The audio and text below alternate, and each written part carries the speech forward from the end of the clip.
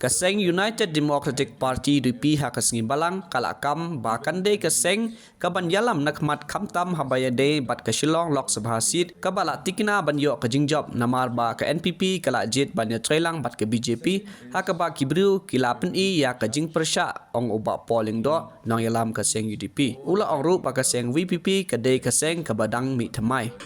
It used to be a Congress bastion, but the dynamics of politics in India have changed tremendously. And that will be a boon for a party, an alliance like ours, because, see, on the one hand, there is an aversion towards the BJP, which is obvious. The fact that they didn't put up candidates in Meghalaya shows that they know that there's no point in them putting up candidates. Now, there is an aversion towards BJP, and the Congress is a spent force. So where will people vote to? VPP is a newcomer in electoral politics. It doesn't have any presence except in the East Khas Hills district of Meghalaya.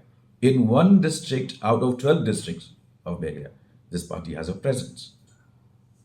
So it can't even call itself a regional party. It's not even a statewide party. It's a district-wise party.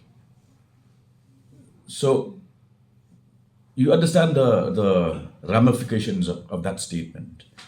We are fighting in an era and in an environment where leading national party is not contesting the elections. NPP has chosen to ally with that party. Meghalaya has always voted against BJP. Congress is a spent force. VPP has a presence only in East Khas Hills district. Now, whose chances of winning are brighter? It's for you to do the analysis.